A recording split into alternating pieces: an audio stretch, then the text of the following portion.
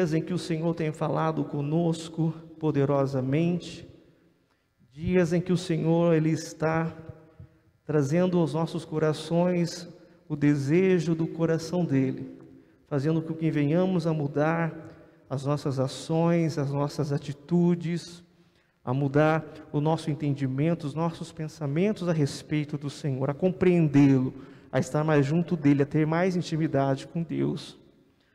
Irmãos, nessa passagem, quando nós lemos na Bíblia da crucificação do Senhor Jesus, quando aqui Jesus, Ele ali na cruz, Ele clama em grande voz e rende o seu espírito. O que dá a nós a impressão, e muitas vezes, é que quando Jesus, nesse momento, Ele rende o espírito, ou Ele entrega o seu espírito, render significa entregar, nos dá muitas vezes uma impressão de que o inimigo, o diabo, o adversário, consegue vencer Jesus na batalha, nessa guerra espiritual travada. Porque, queridos, se nós formos analisar na história do nosso Salvador, a história de Jesus, desde o seu nascimento, o inimigo tenta de todas as formas tirar a vida de Jesus, destruir Jesus.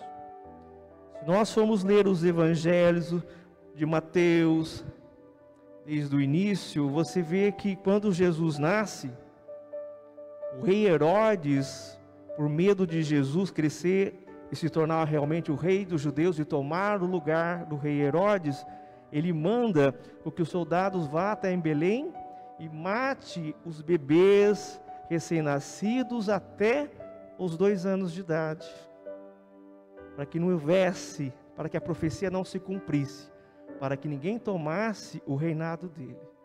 Então o inimigo ali, já influenciando o rei Herodes, tenta de todas as formas impedir que Jesus viesse ao mundo, que o Salvador viesse ao mundo, que o Salvador viesse e cumprisse o chamado, o propósito, qual os profetas haviam dito, que os profetas haviam escritos através de Jesus, que era trazer a salvação no mundo, a salvação ao homem.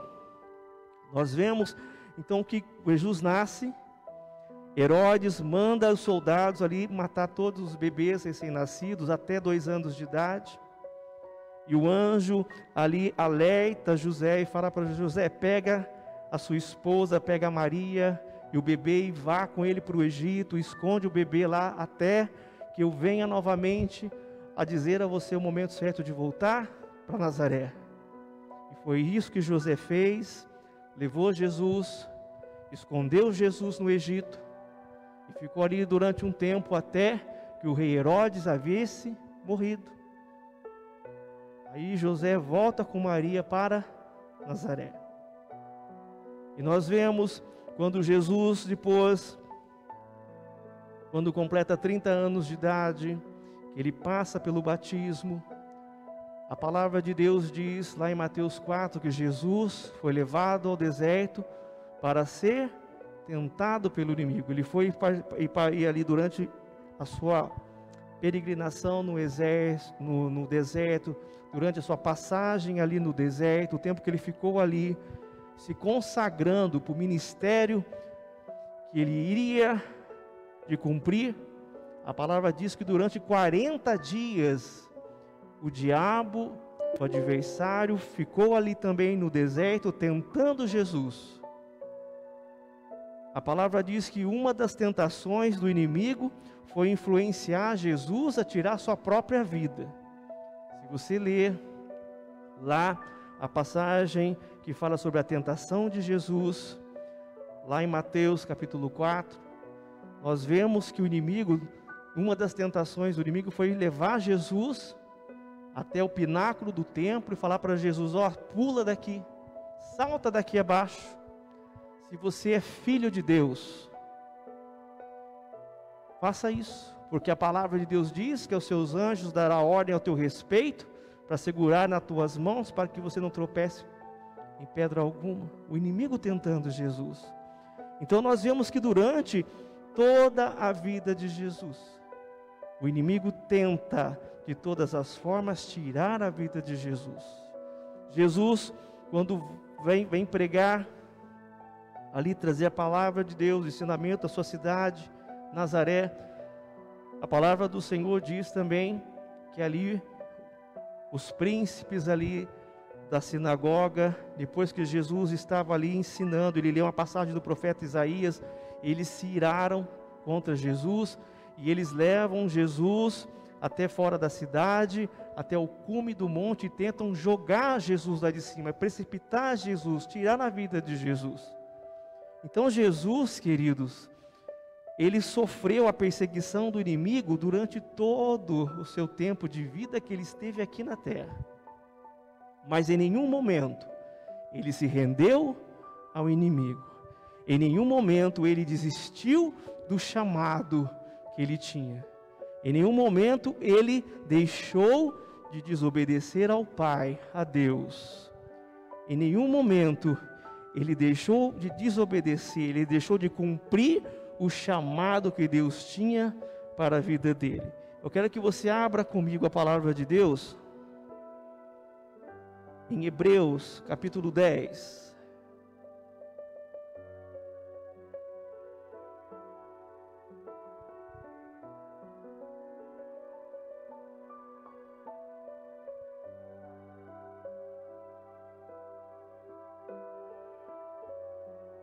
Hebreus, capítulo 10, verso de número 7. Olha o que Jesus diz na sua palavra. Aqui, o homem que escreveu o livro de Hebreus, inspirado pelo Espírito Santo, olha o que ele diz. E então disse: eis que venho, no princípio do livro está escrito de mim, Jesus falando, para fazer, ó Deus, a tua vontade. Como acima diz, sacrifícios e oferta e holocausto e oblações pelo pecado não quisestes, nem te agradam os quais se oferecem segundo a lei. E então disse: eis, aqui venho para fazer, ó Deus, a tua vontade. Tira o primeiro para estabelecer o segundo. Amém? Jesus falando que ele veio para fazer a vontade de Deus, para se render a Deus, para se entregar a Deus, para cumprir o propósito que Deus determinou sobre ele. Irmãos, quantas coisas o Senhor passou, quanto sofrimento o Senhor passou, quantas injustiças, quantas decepções, quantas pessoas Jesus chamou para o ministério, para ser discípulo dele. E nós sabemos pela história, pelos evangelhos, que alguns, vendo os exemplos de Jesus, acompanhando os milagres, as maravilhas, o amor, a compaixão, a bondade de Jesus, a si mesmo, não se firmaram nele. Alguns se desviaram da verdade, do caminho e da vida que é Jesus, porque não se renderam à vontade de Deus. Não se renderam à vontade de Deus. João 4, o Evangelho de João, João 4:34.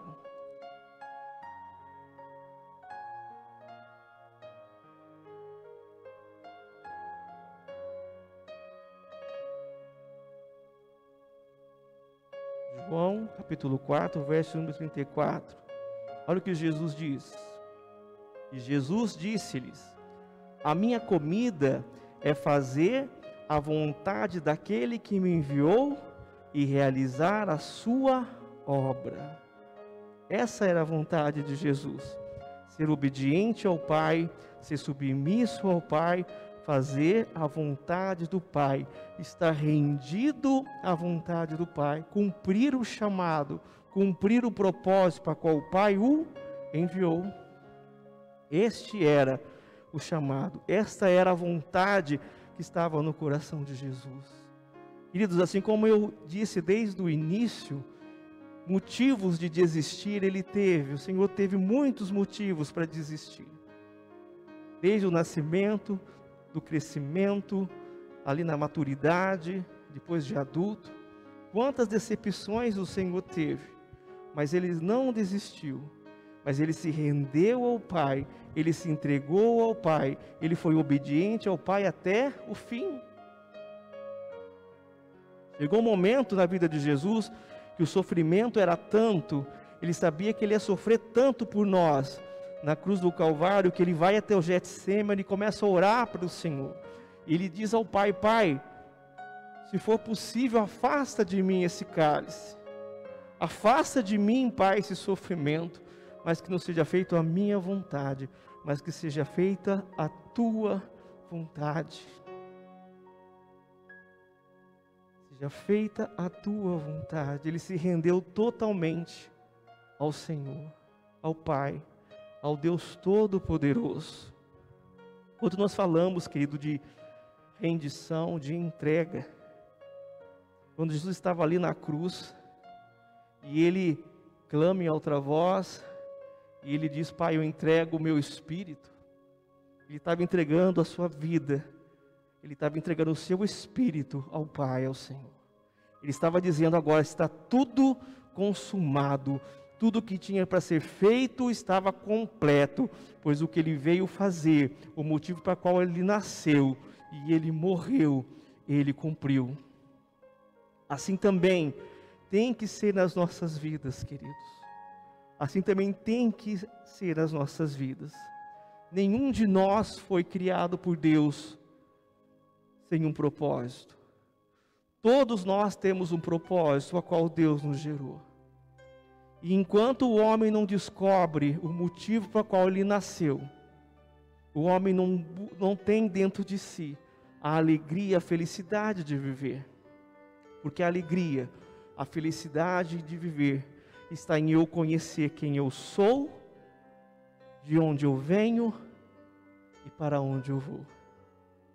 Eu já sei de onde eu vim, porque a palavra de Deus diz que nós fomos feitos à imagem e à semelhança de Deus. Então quem nos criou foi Deus, foi o Pai. Nós viemos dele. E para onde nós vamos? Vamos para o céu. Se tivermos uma vida de santidade na presença de Deus, se tivermos uma vida de obediência, de temor, uma vida de compromisso com Deus, de obedecer os seus mandamentos, de ser homens e mulheres conforme o coração de Deus, a nossa morada é nas regiões celestiais ao lado do Senhor. Mas às vezes a pergunta que fica em nosso coração e que causa a maior dúvida é: para que eu nasci? Para que eu nasci? E se eu entendo que eu nasci para fazer não a minha vontade, mas eu nasci para fazer a vontade daquele que me criou, que me gerou. Quando eu entendo esse propósito na minha vida e eu me rendo a Deus, eu abro o meu coração e eu permito que Ele seja o dono da minha vida, eu permito que eu seja submisso a Ele, que Ele tenha o controle da minha vida. Irmãos, essa dúvida dessa pergunta, para que eu nasci? Ela é revelada ao meu coração, ela é revelada aos nossos corações, isso enche as nossas vidas de alegria, porque aí nós vimos, nós entendemos, nós compreendemos o propósito para o qual Deus nos criou, o propósito para o qual Deus nos gerou.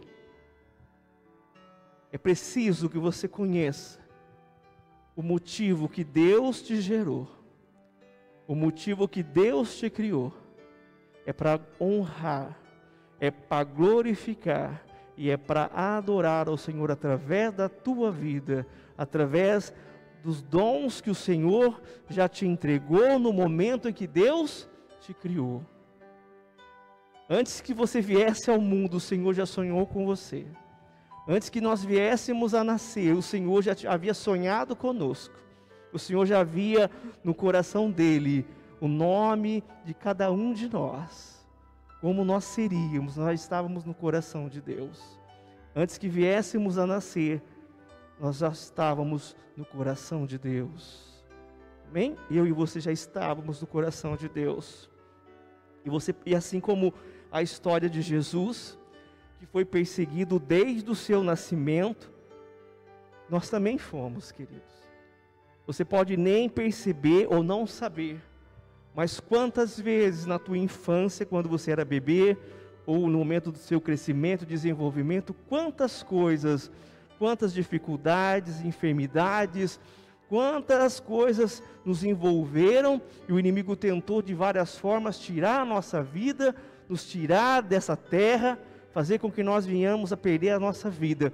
Mas desde o teu nascimento até o dia de hoje, o Senhor tem te guardado, assim como o Pai guardou, protegeu o Filho dele, Jesus Cristo. O Senhor tem te guardado, o Senhor tem te protegido, o Senhor tem te livrado todos os dias, desde o dia que você foi concebido até o dia de hoje, porque o Senhor te ama, porque o Senhor morreu ali na cruz do Calvário para nos dar salvação, para nos resgatar da maldição do pecado, para nos resgatar da condenação da morte. O Senhor pagou ali um preço por mim e por você. Quando nós falamos de render a Deus, querido, significa entregar tudo o que temos ao Senhor. Render-se a Deus não é fugir do problema, da dificuldade, da situação, dos fatos, dos fatores, das circunstâncias da vida. Render-se a Deus é se entregar totalmente à sua vontade.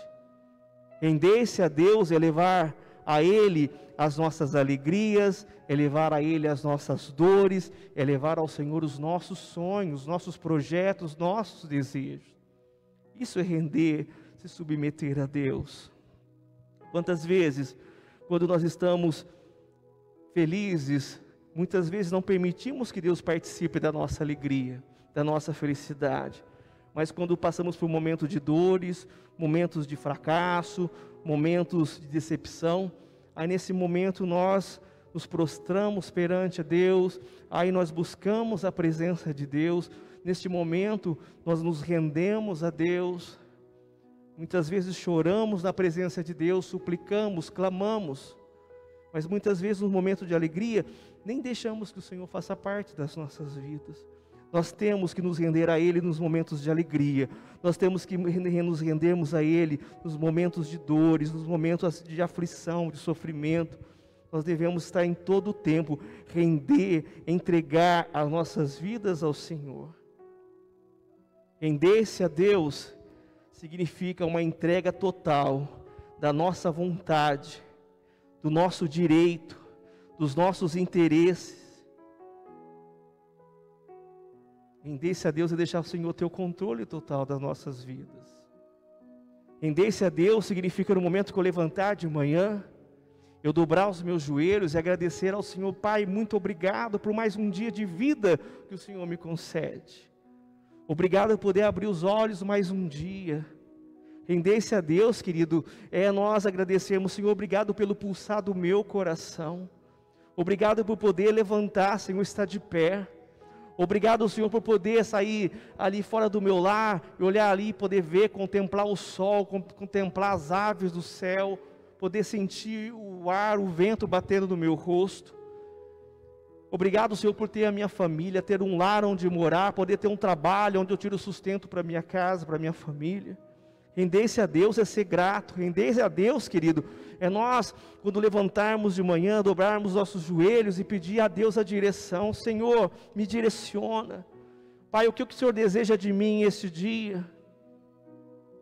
O que o Senhor quer que eu faça este dia, Pai? Prepara para mim uma situação, um momento em que eu possa, através da minha vida, honrar e glorificar o Teu nome. Isso é render-se a Deus. Render a Deus, querido, é você orar: Senhor, me guarda debaixo das Tuas asas, me protege.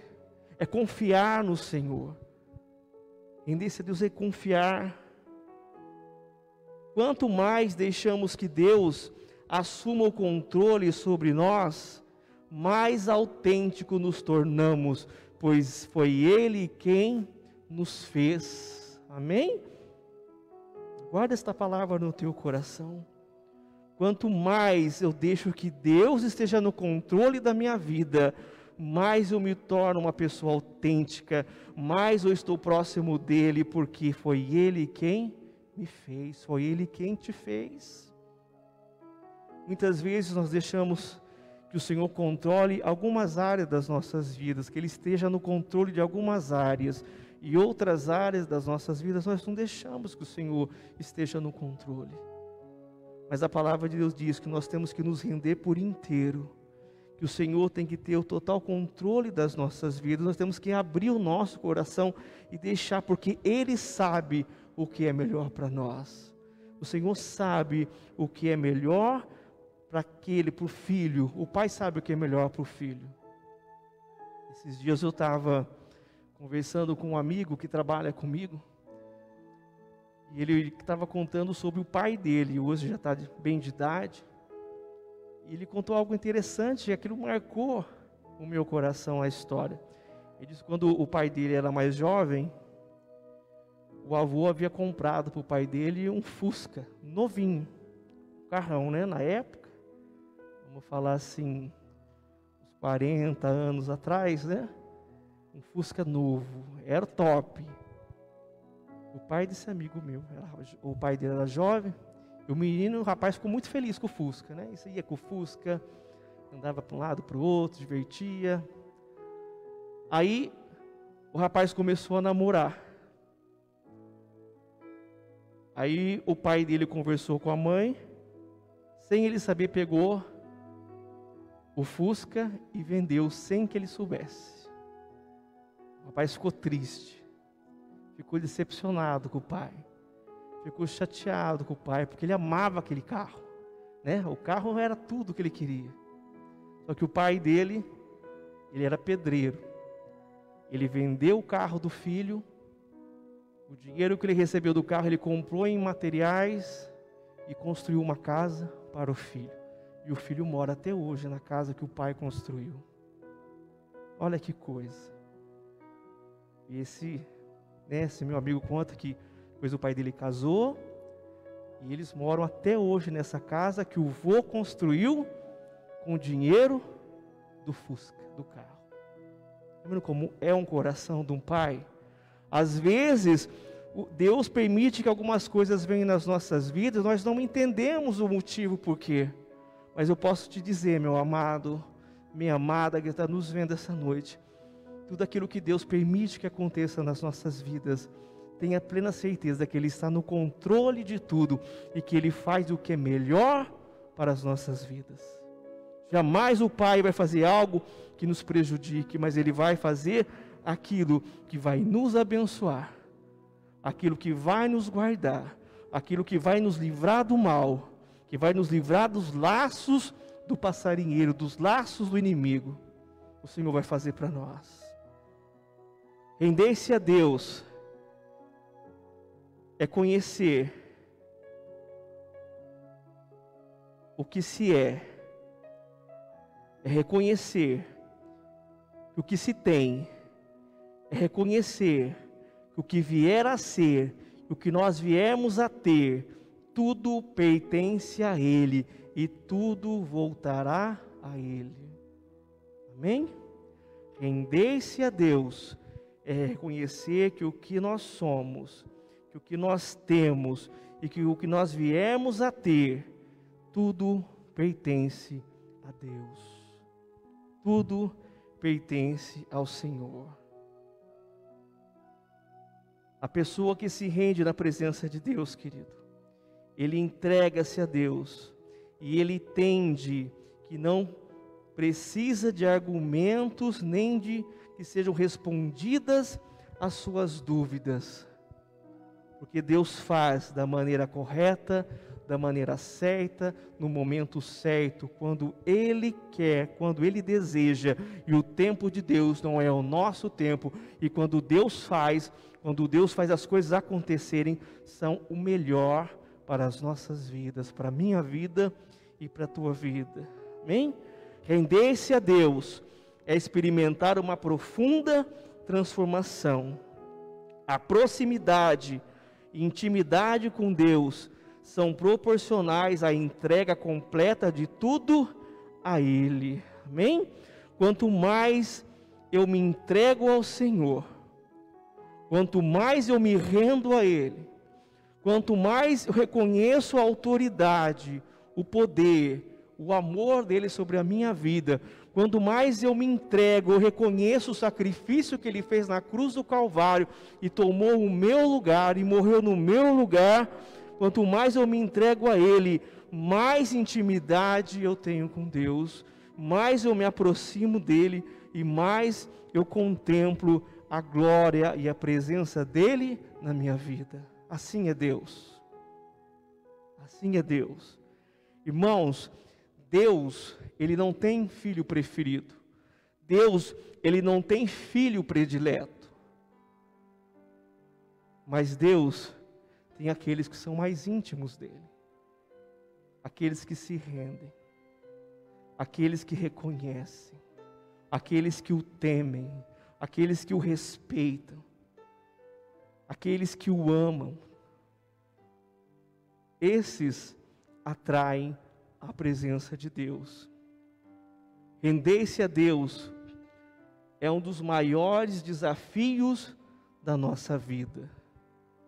Um dos maiores desafios que o homem tem é deixar-se render.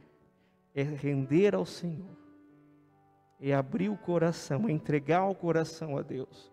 É entregar a sua vida a Deus. É deixar que Deus tenha o controle total da sua vida. Esse é um dos maiores desafios que todo homem tem em sua vida. O desafio de se render a Deus.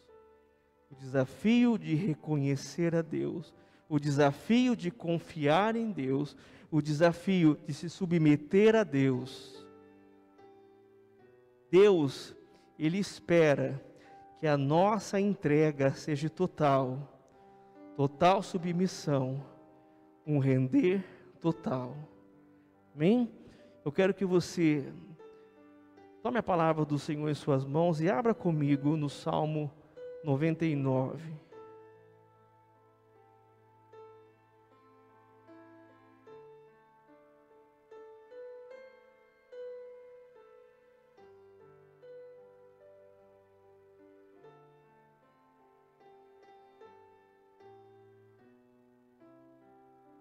O título aqui no Salmo diz: A grandeza do reino de Deus. Salmo 99. Olha o que diz a palavra de Deus. O Senhor reina. Tremam as nações. Ele está entronizado entre os querubins. Comova-se a terra. O Senhor é grande em Sião e mais elevado que todas as nações. Louvem o teu nome, grande e tremendo, pois é santo. E a força do rei ama o juízo.